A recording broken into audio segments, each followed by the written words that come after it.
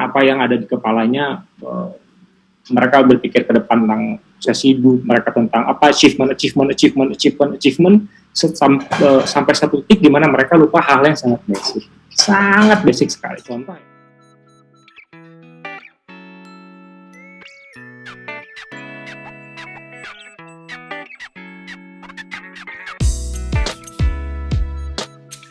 kegelisahan yang saya temukan gitu.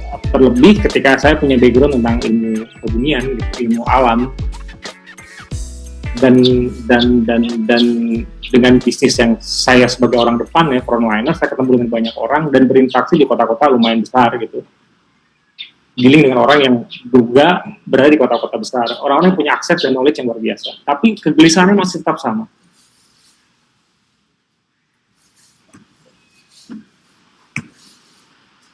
Kegelisahan ini yang mau saya kasih ceritakan di sini gitu. Jadi banyak hal-hal yang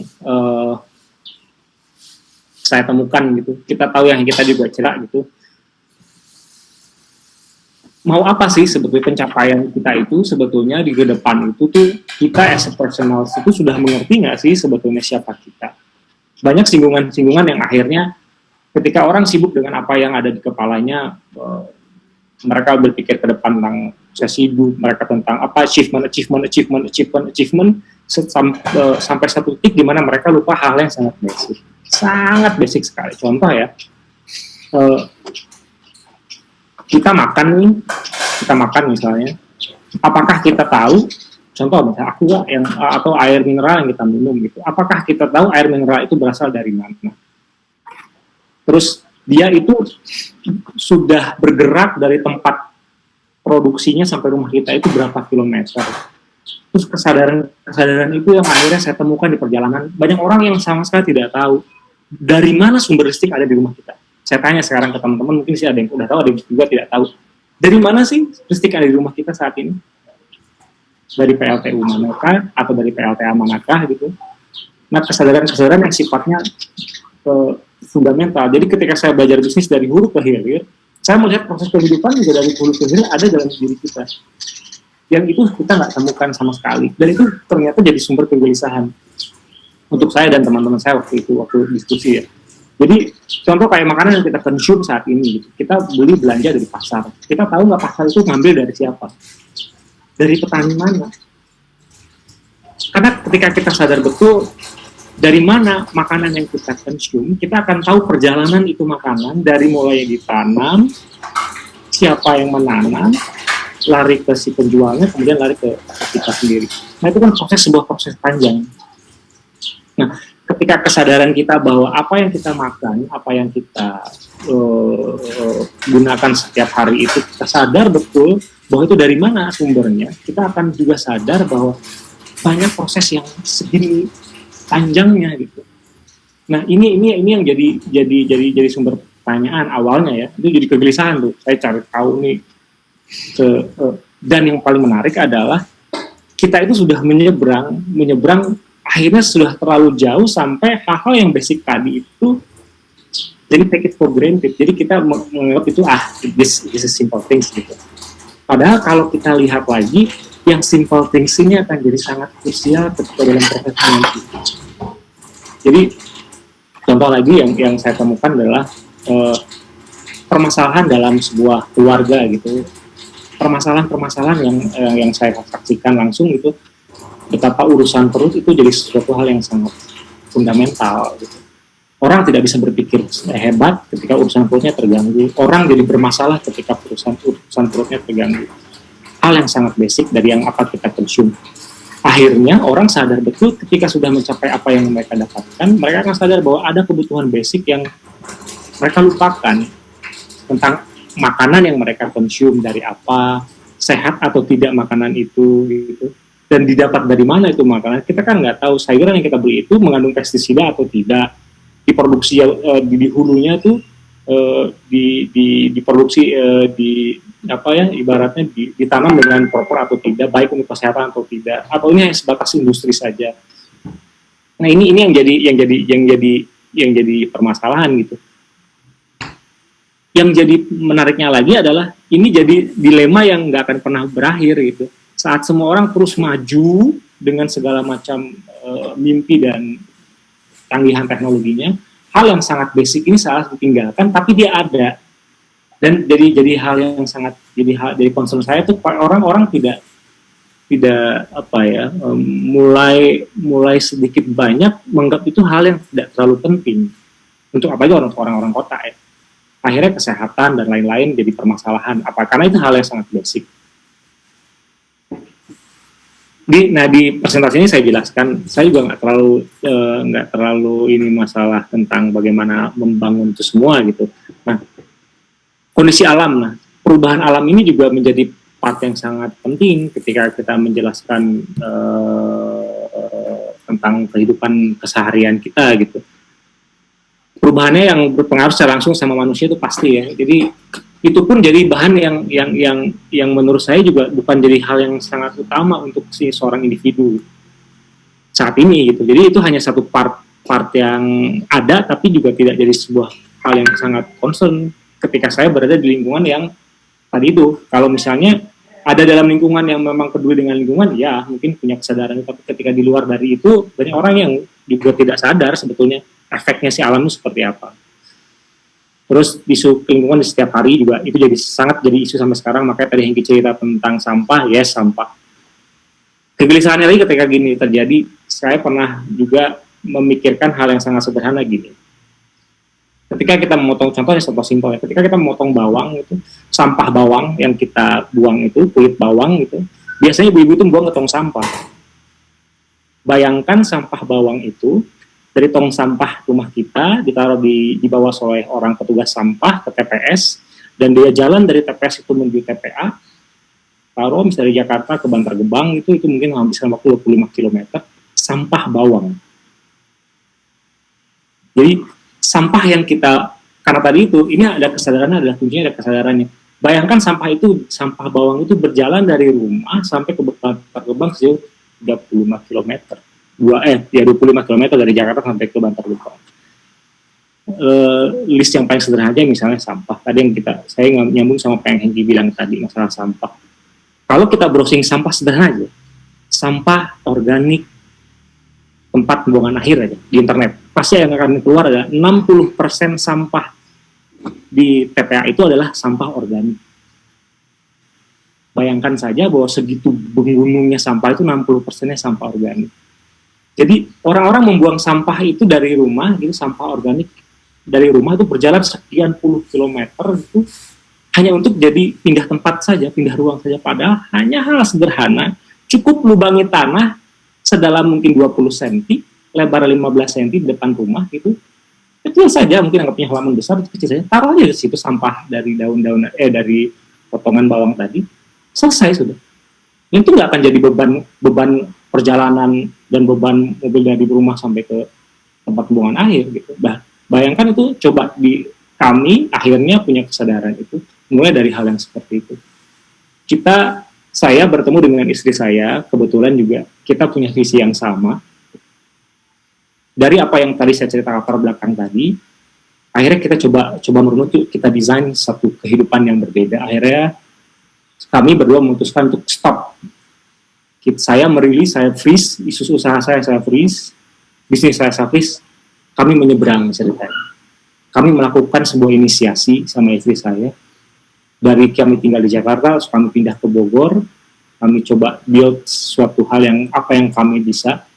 Kita coba hidup dalam kesadaran. Kesadaran atas apa? Kesadaran betul setiap saat, setiap hari, apapun yang kita pakai, sadar betul itu berasal dari mana, dan kita ada di mana, apa yang kita consume itu sesuatu hal yang kita tahu betul itu berasal dari mana dan dia ada di mana.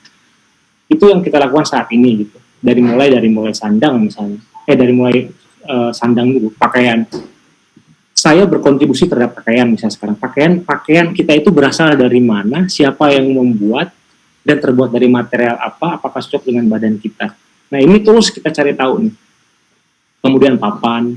Saya juga menemukan banyak hal di urusan masalah rumah dan tempat kita tinggal.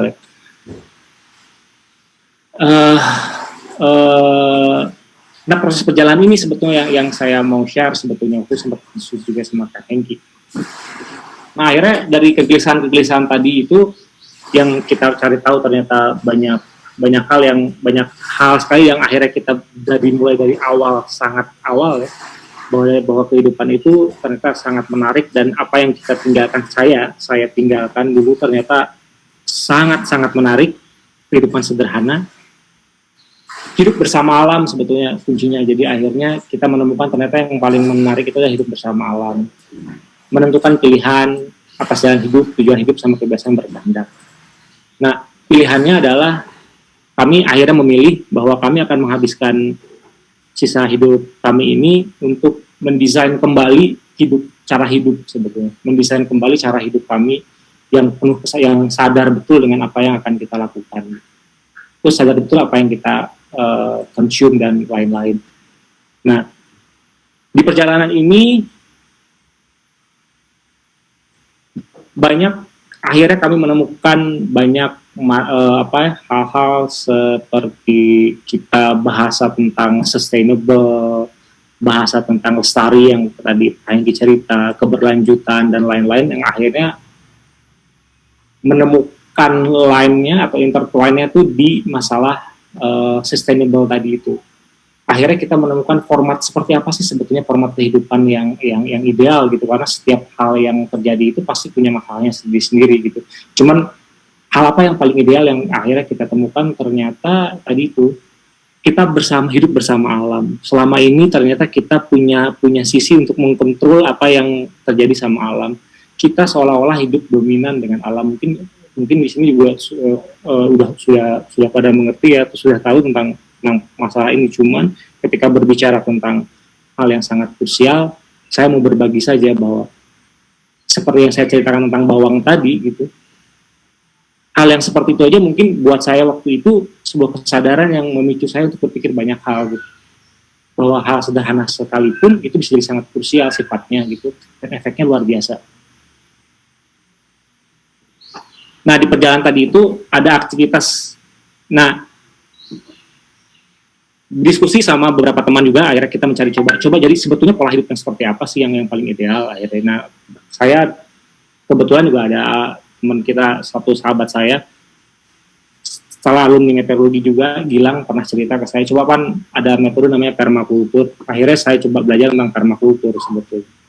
Nah, metode permakultur ini sangat menarik karena kita hidup bersama alam dan kita ada dalam sistem itu. Sistem yang tidak kita buat, tapi kita sebagai orang yang menumpang dalam sebuah sistem itu. Jadi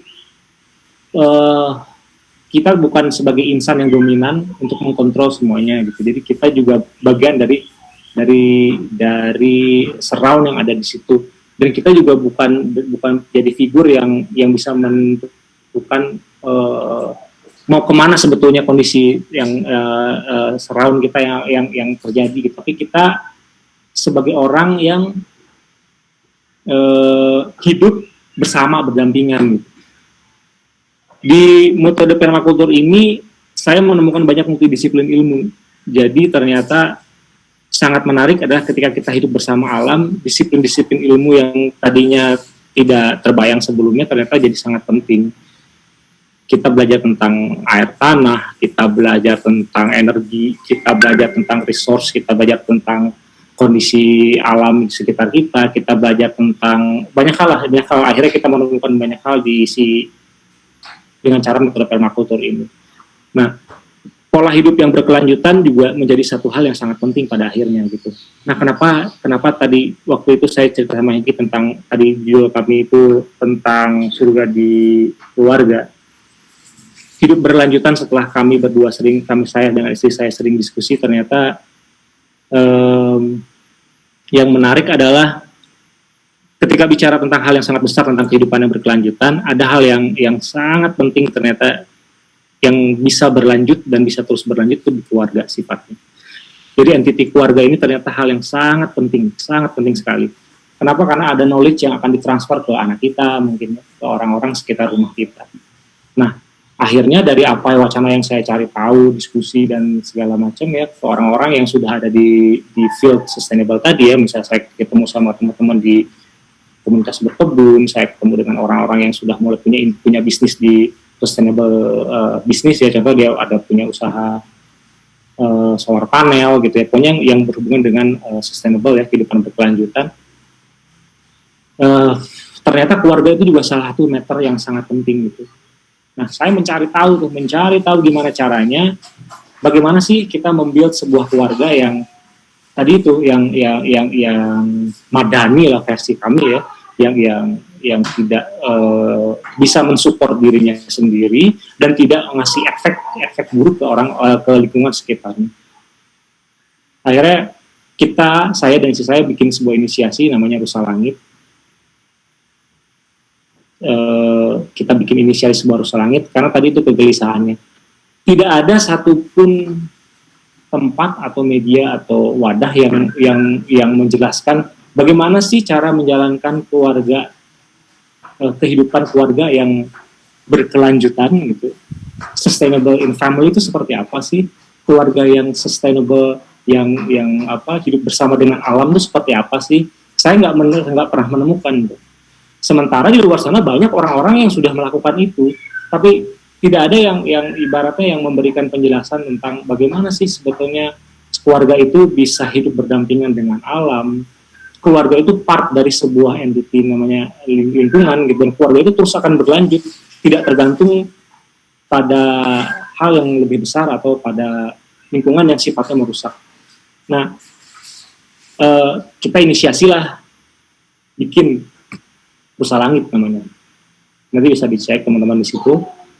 Di situ isinya sebetulnya lebih kepada jurnal sih. Kami mau sharing tentang apa yang kami tahu tentang diskusi kami dengan orang-orang yang hidup berdampingan dengan alam. Hidup yang kami rasa spiritnya itu ternyata orang-orang seperti itu adalah orang yang punya kesadaran penuh ya.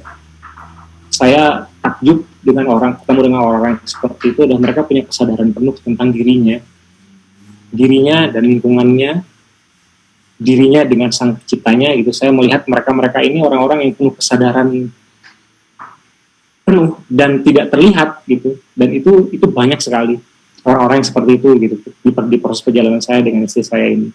Nah, makanya saya membuat Rusa Langit. Dan menariknya adalah ketika ada analogi orang berdekatan dengan alam, makanya waktu itu Pak Hengki juga sempat cerita, saya tidak berbicara tentang kebun, saya tidak sedang berkebun, atau saya tidak sedang bercocok tanam, tapi ini lebih kepada membangkitkan kesadaran orang bahwa kebun itu hanya sebatas pangan, kita tidak, bahkan banyak faktor lain seperti sandang, papan gitu. Saya diskusi dengan banyak orang yang clothing gitu, baju yang mereka pakai dengan penuh kesadaran. Maksudnya mereka membuat kapas sendiri, menjahit sendiri. Kesadaran itu aja orang banyak yang nggak tahu baju kita tuh berasal dari mana sih, kain yang kita dipakai itu dari mana sih asalnya, tuh dari material apa gitu. Nah, saya ketemu dengan orang-orang yang memang concern di masalah sandang. Kemudian papan ada lagi, saya ketemu dengan beberapa arsitektur atau teman-teman yang memang sudah punya consideration juga nih ke masalah yang kehidupan berkelanjutan ini yang dekat dengan alam ini. Itu contoh kasus kayak contoh problemnya adalah ketika si arsitek ini dia tidak merubah konstruksi tanah. Dia membangun rumah sesuai dengan kondisi lahan dan menggunakan material bahan bangunan yang ada di sekitar situ. Jadi tidak sama sekali kayak contohnya seperti itu gitu. Nah, banyak pelaku usaha atau individu-individu yang memang sudah melakukan ini. Dan ini yang saya mau capture sama istri saya, terus membuat sebuah inisiasi ini, Rusa Langit. Jadi tempat ini saya pakai untuk tadinya jadi nantinya tuh akan jadi sebuah tempat untuk mengcapture energi dan spirit orang-orang ini yang bisa kami combine gitu untuk dipakai di keluarga. Tadi balik lagi kenapa jadi keluarga, karena di dalam keluarga itu bukan hanya cara berpikir, tapi ada cinta, ada kasih di dalamnya gitu. Terus ada regenerasi yang kita tidak sadari bahwa itu ada regenerasi kita sebagai manusia pun terjadi di rumah. Nah, ini akan jadi transfer knowledge berikutnya ke anak-anak kita.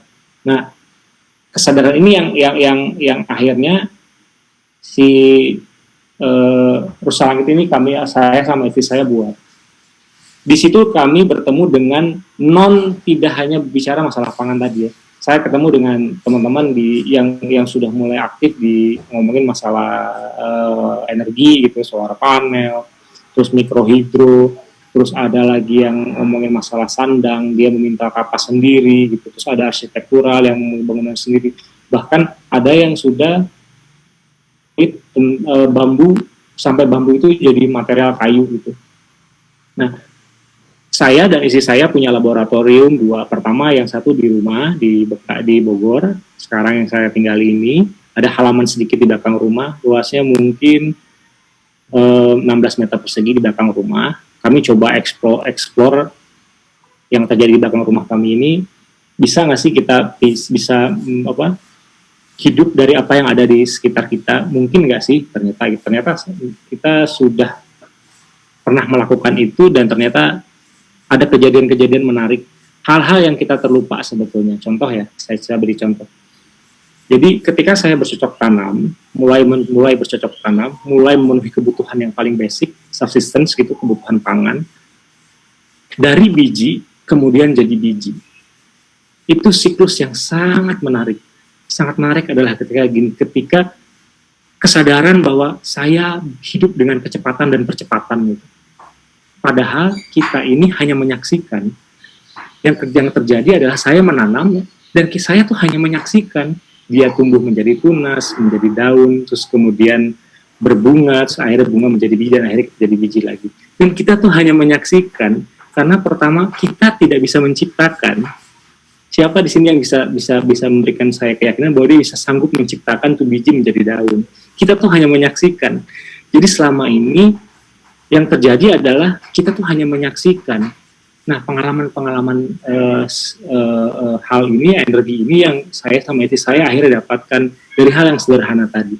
Ketika kami memutuskan untuk menyeberang, gitu, ketika kami memutuskan untuk menyeberang 100%, try to 100% gitu, banyak hal yang luar biasa indahnya. Contoh misalnya lagi ketika sampah yang kami buang ya, sampah minuman yang kami buang, kami pilah gitu. Sebegitu sederhananya ketika sampah yang kami pilah itu kami simpan.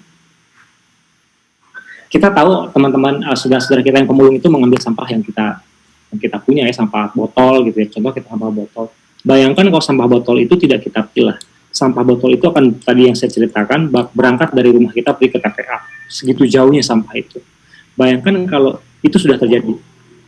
Sampah yang kita pakai itu, sampah yang kita punya itu, sampah plastik yang bisa didaur ulang itu, which is kita juga harus tahu sampah yang bisa didaur ulang itu kita simpan. Kita simpan, syukur-syukur kita bisa jadi ekobrik, jadi hal yang bisa kita pakai di rumah gitu ya. Kalaupun kita tidak ada waktu untuk itu, akan lebih indah lagi kalau sampah itu kita kumpulkan dan kita sedekahkan, kita bagikan, kita berbagi untuk si bapak-bapak yang membawa sampah itu ya. Kenapa kita punya kesadaran itu? Karena sama bapak-bapak itu tidak dibuang, sama dia diproduksi lagi, sama dia dijadikan sampah biji lagi, sama dia dijual lagi, jadi barang sisaan kita itu tidak jadi sampah, tapi dilanjutkan oleh teman-teman kita, saudara-saudara kita yang memulung sampah plastik tadi. Kondisi itu juga beda lagi ceritanya ketika saya tinggal di Bogor. Ada namanya bank sampah di Bogor itu. Kita bisa menukarkan sampah kita dengan emas. Bahkan bisa tukar dengan emas. Jadi ada bank sampah di Bogor, kita simpan sampah kita tukarkan, dan mereka akan mengukur itu sampai punya nilai, punya value. Bahkan ada jokes-nya adalah mereka bisa menukarkan dengan emas si sampah kita. Nah, itu sudah terjadi di rumah kita. Nah, kita sudah mencoba gitu ya. Jadi sampah-sampah itu jadi hal yang sangat berguna ternyata gitu. Bahkan sampah pun jadi hal yang berguna. Di beberapa tempat bahkan sudah melakukan zero waste, bahwa tidak ada sampah yang terbuang. Ternyata sangat mungkin. Cuman, pelan-pelan saya juga sama istri saya coba di rumah juga melakukan hal yang itu. Yang saya mau share adalah ketika saya bicara tentang masalah keluarga tadi, di keluarga juga sudah sangat mumpuni untuk berbicara tentang keberlanjutan. Dari yang tadi Pak Hengki bilang, sampah saja. Kalau kita tidak membuang sampah saja, efeknya sudah luar biasa. Karena sampah itu bisa dijadikan banyak hal sebetulnya. Sampah plastik bisa dijadikan ekobrik, dimasukin ke dalam botol, kemudian ekobrik itu bisa dipakai untuk hal yang lain di rumah kita, dan bisa dicari tahu tentang masalah ekobrik itu. Nah, hal-hal yang seperti itu bisa terjadi. kalau kita punya kesadaran penuh tadi itu, kesadaran bahwa apa yang terjadi di hidup kita ini, kita tahu dari mana itu berasal, dan kita punya efek apa ketika kita sudah menggunakan barang yang kita pakai gitu, apapun jenis. Saya punya laboratorium tadi di ceritanya, kami punya laboratorium di rumah, sama satu lagi di Sukabumi. Ada sedikit lahan di Sukabumi yang sekarang mulai kita coba garap dengan tadi itu metode permakultur yang kami lakukan. Nah,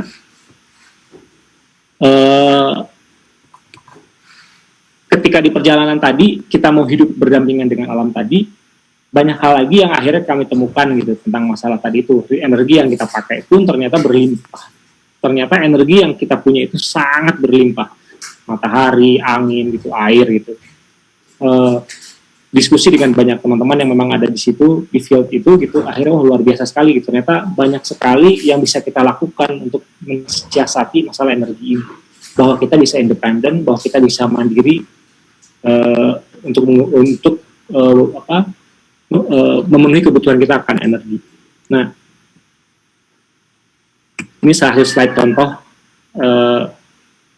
lahan, dan part yang ini sebetulnya ada air. Kami punya satu contoh yang kami lakukan di rumah adalah kami punya ember besar, ukurannya 1,5 meter, lebarnya mungkin sekitar, tingginya 1 meter, lebarnya 50 cm, ember besar gitu.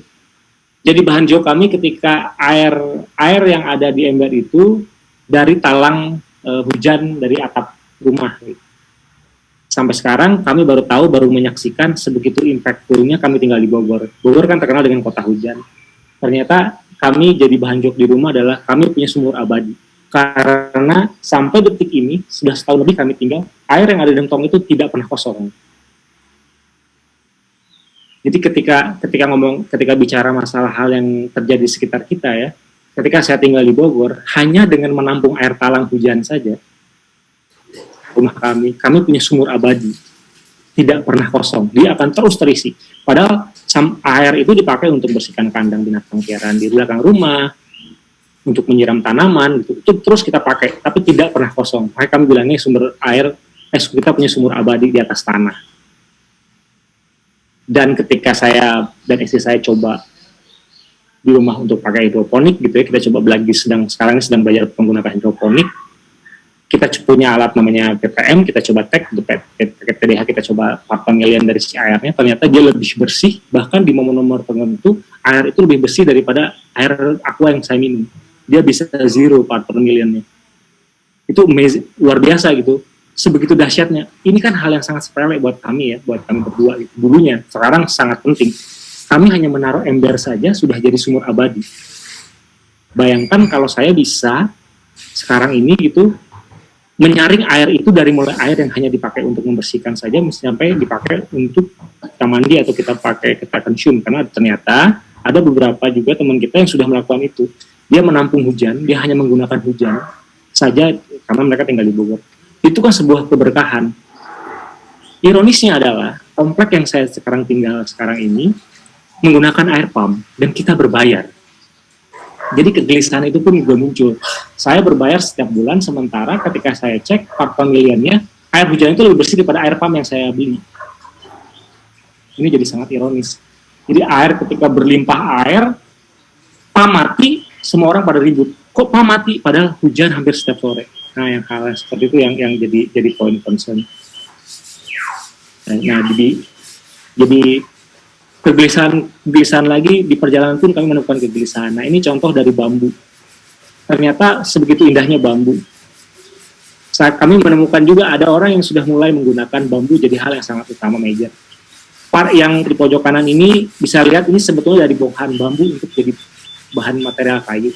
Dan konon yang orang produsennya ini sudah mengekspornya ini ke Eropa dari bambu. Nah, bambu ini kan hal yang juga sangat penting, bahwa ini part yang sangat bisa dilihat setiap hari lah. Kalau tadi Pak Hengki cerita tentang dia lihat tentang sungai gitu ya, bambu pun sama, dia selalu ada di sekitar kita bisa lihat keberadaannya dan dia ada bersama kita.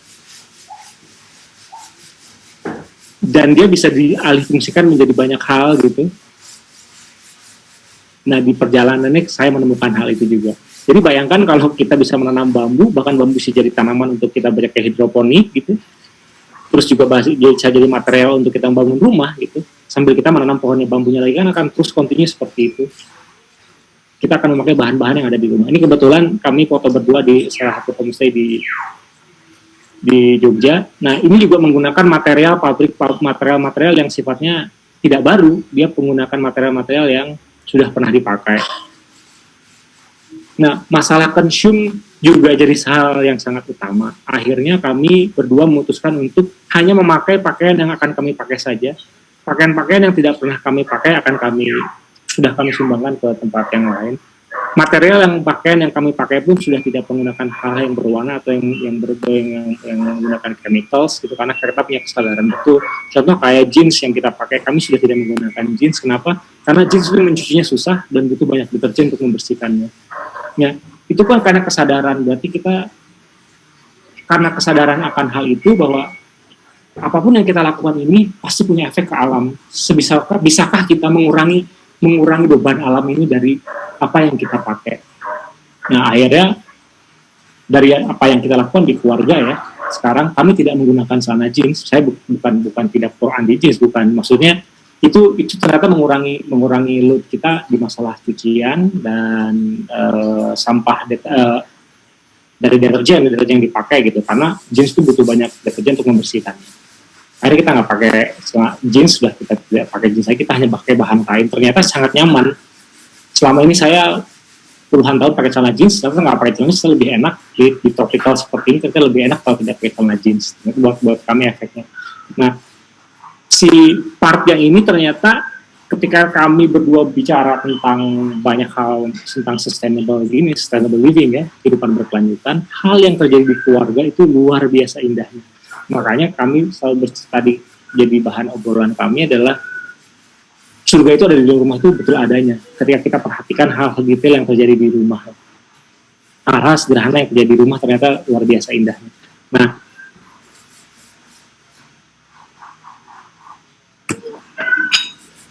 kesadaran ini pula yang akhirnya kami memulai tentang kehidupan berkelanjutan ini mulai dari rumah tangga sebetulnya. Nah, si Rusa Langit ini kan sebuah konsep besar yang kami saya share sebelumnya tadi tentang mau mengkolek banyak pelaku usaha atau individu yang sudah melakukan sustainable living ini. Terus kami kami coba lakukan apa yang bisa kami lakukan dalam skop yang lebih kecil lagi, yaitu keluarga. Jadi saya berdua itu membuat inisiasi si Rusa Langit ini untuk bukan meminimalisir sebetulnya, mengambil part yang lebih sederhana lagi, yaitu keluarga. Nah, di Rusa Langit kami punya Saung Juma.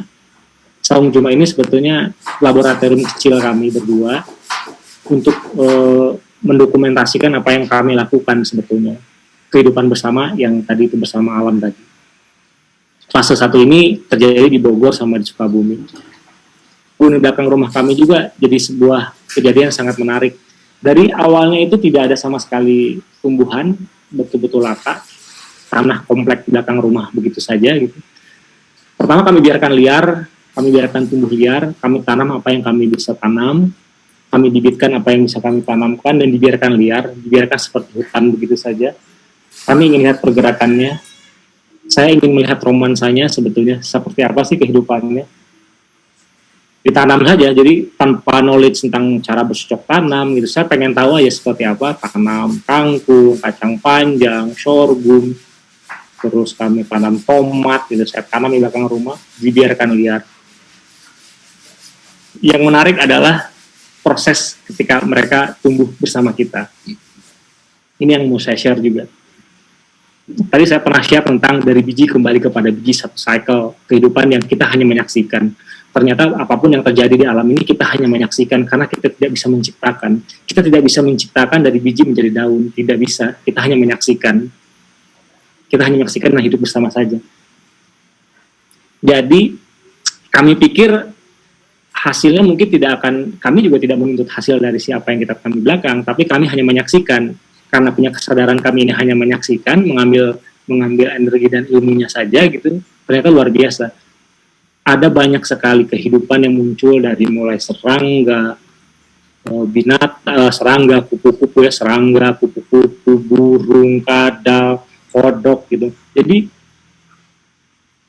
ketika saya menginisiasi hanya untuk menanam tumbuhan gitu, sementara si alam sendiri itu punya sebuah mekanisme yang luar biasa indah buat kita. Tumbuh banyak sekali tumbuh-tumbuhan yang di luar dari tanaman yang kita tanam. Yang kedua, katanya hidup bersama kita pada akhirnya gitu.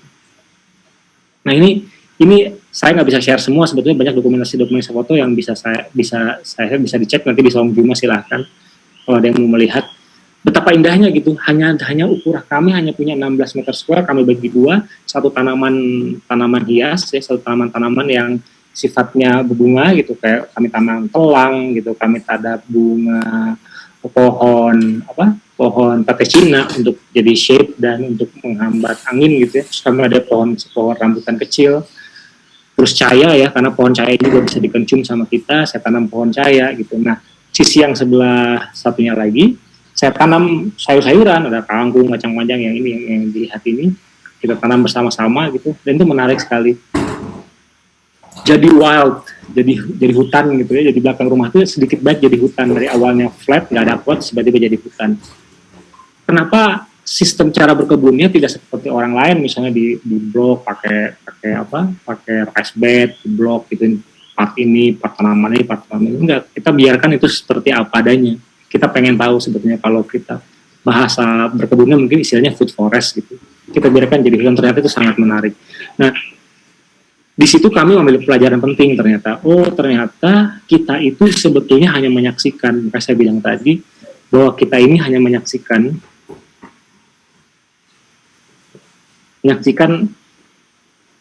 apa yang sebetulnya alam sendiri sudah jalani. Kita tuh hanya menyaksikan, dan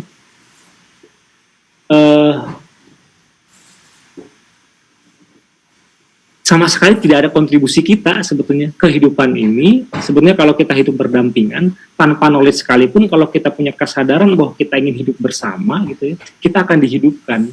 Dan itu sangat sangat indah buat saya ya.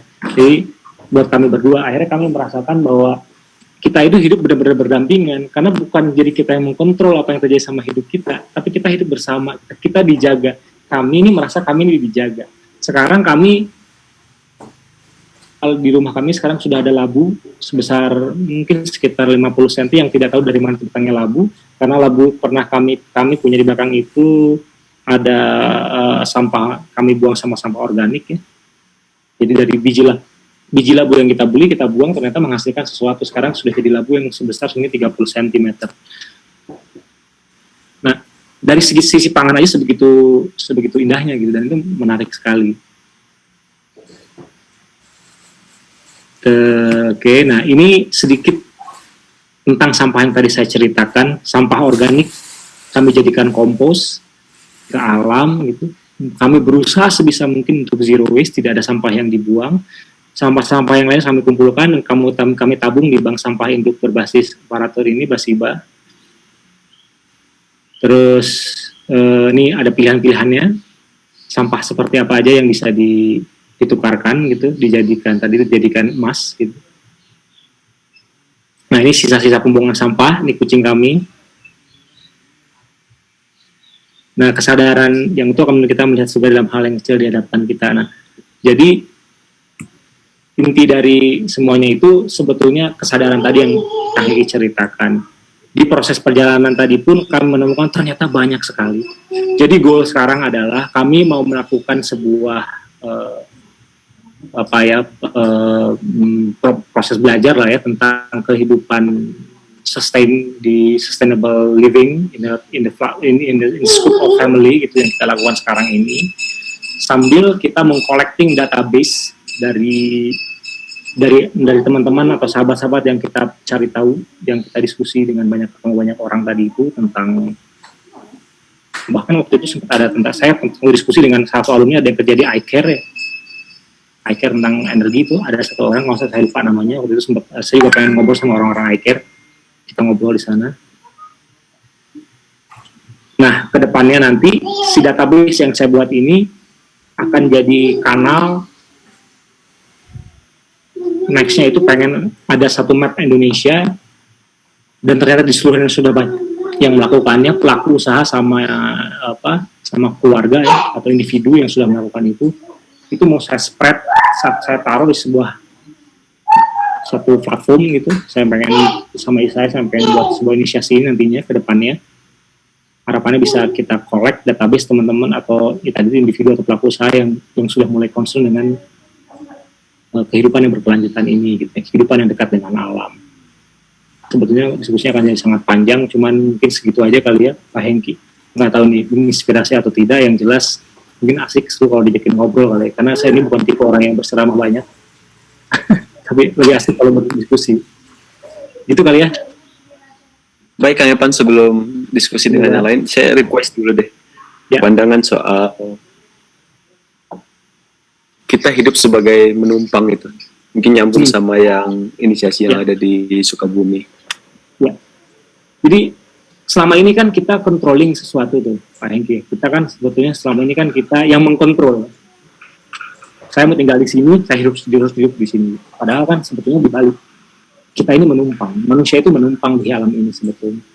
Kita hidup hanya di 40% lokasi, which is 60% dari lautan, 40% daratan. Kita ini hanya menumpang. Dan kita ini cara berpikirnya beda. Kalau cara berpikir kita eksploratif, kita terus melakukan apa yang kita mau, terus dengan kita yang mau, kita bukan pernah, dan kita juga nggak ada habisnya gitu. Akhirnya kita hidup tidak bersama, kita memkontrol. Contoh gini ya, aku kasih analogi ya dengan metode permakultur ya. Kita pengen punya hidup seperti apa yang kami lakukan. Kami pengen punya sanctuary, kami hidup di situ.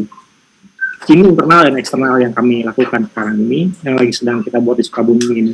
Jadi kehidupan internal itu kami mau mencukupi hidup di situ saja. Mungkinkah kita hidup satu keluarga tidak tergantung sama orang lain ketika bicaranya pangan? Mungkinkah?